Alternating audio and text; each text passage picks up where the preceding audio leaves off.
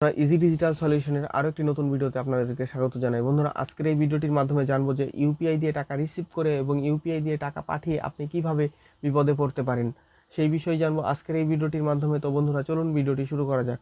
প্রথমেই বলে রাখি বন্ধুরা, নতুন ইউপিআই শুরু হওয়ার পর থেকে কিন্তু ভারতবর্ষে যে ব্যাংকিং সেক্টর বা ফিনটেক সেক্টর আছে সেইগুলোকে কিন্তু আরও এক কদম এগিয়ে নিয়ে গেছে। এই ইউপিআই বা হলে গিয়ে ভারতবর্ষকে কিন্তু ডিজিটাল করার মাধ্যমে কিন্তু হলে গিয়ে বেশ কয়েক কদম এগিয়ে নিয়ে গেছে ইউপিআই দিয়ে টাকা পাঠানোর মাধ্যম। এটা আমাদেরকে কিন্তু মানতেই হবে। তো বন্ধুরা, ইউপিআই দিয়ে টাকা পাঠিয়ে আপনি কিভাবে বিপদে পড়তে পারেন বা ইউপিআই এর মাধ্যমে টাকা রিসিভ করে আপনিও কিন্তু বিপদে পড়তে পারেন।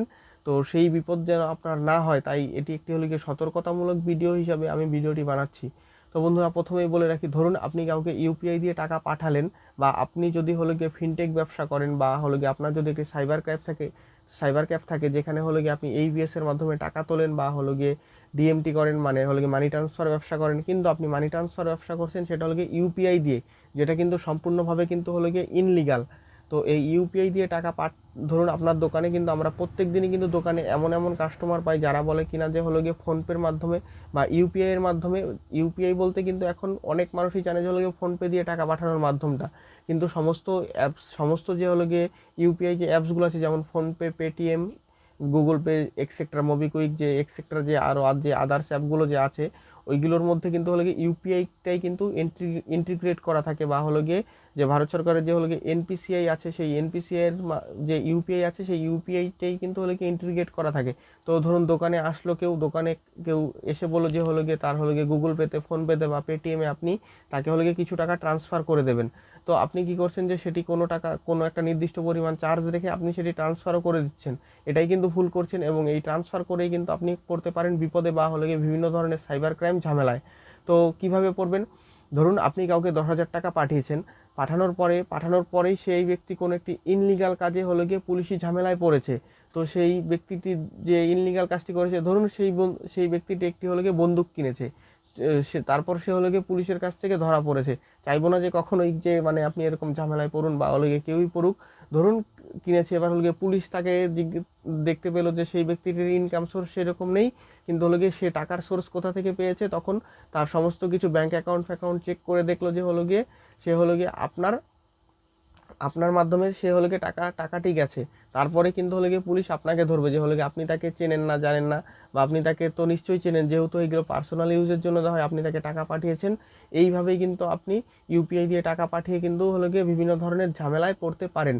এবার আসা যাক হলো গিয়ে ইউপিআই এর মাধ্যমে টাকা রিসিভ করে আপনি কিভাবে ফাঁসবেন। ধরুন আপনার দোকানে কেউ আসলো, বললো যে আপনার কিউআর কোডে টাকা সে পাঠাবে বা হলো গিয়ে তার কোনো একজন আত্মীয় স্বজন বাইরে থেকে আপনার ফোনপেতে বা পেটিএমে, মানে ইউপিআই এর মাধ্যমে যে সমস্ত অ্যাপসগুলো আছে সেই সমস্ত অ্যাপে টাকা পাঠাবেন, আপনি তাকে ক্যাশ দিয়ে দেবেন। আপনি সেটাও করছেন যে হলো গিয়ে কিছু টাকা চার্জ রেখে আপনি তাকে হলো গিয়ে ক্যাশ টাকাটি দিয়ে দিলেন। তো ক্যাশ টাকা দিয়ে দেওয়ার পর দিন শেষে যখন আপনি দোকান হিসেব হিসেব করবেন দোকান বন্ধ করার আগের মুহূর্তে বা হলো গিয়ে ব্যবসা বন্ধ করার আগের মুহূর্তে, মানে ডেলি বিজনেসটা বন্ধ করার বা হলো গিয়ে দোকান বন্ধ করার আগের মুহূর্তে হিসেব করছেন, দেখছেন যে সেই টাকাটির আর হিসেব নেই। কি হয়েছে?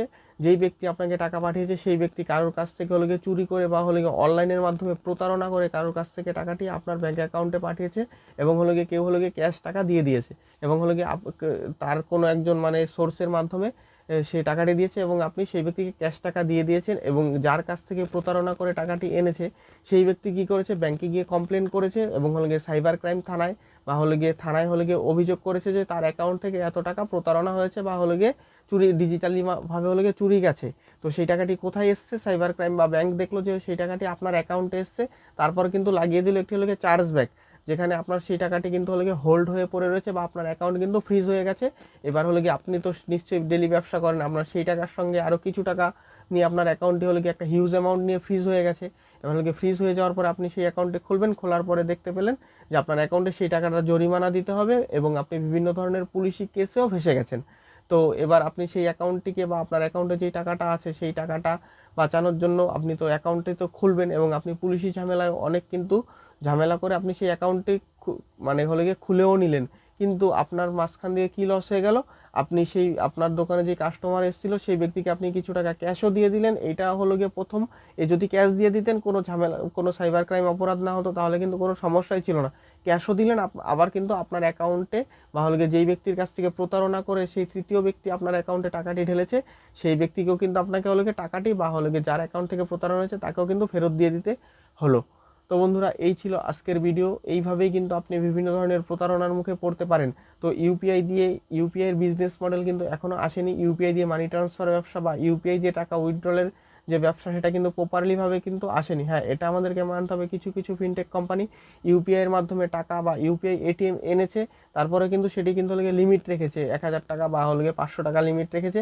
এইভাবেই কিন্তু উইথড্র হচ্ছে এবং কিন্তু মিনিমাম কমিশন দিচ্ছে। তো সেইভাবে আপনি উইথড্র করুন এবং প্রপারলি ভাবে আপনি আধার কার্ড দিয়ে এইবিএস এর মাধ্যমে হোক বা ইউপিআই এটিএম এর মাধ্যমে হোক, আপনি যে টাকাটি তুলছেন ডেলি কাস্টমারের, সেটির কিন্তু প্রপার রেজিস্টার বুক আপনি কিন্তু মেনটেন করবেন এবং ইউপিআই দিয়ে ডিএমটি ব্যবসা বন্ধ করবেন। বন্ধুরা, আজকের ভিডিওটি এইটুকুই। ভালো লাগলে লাইক করবেন, শেয়ার করবেন এবং কমেন্ট করতে ভুলবেন না এবং চ্যানেলটি অবশ্যই সাবস্ক্রাইব করবেন।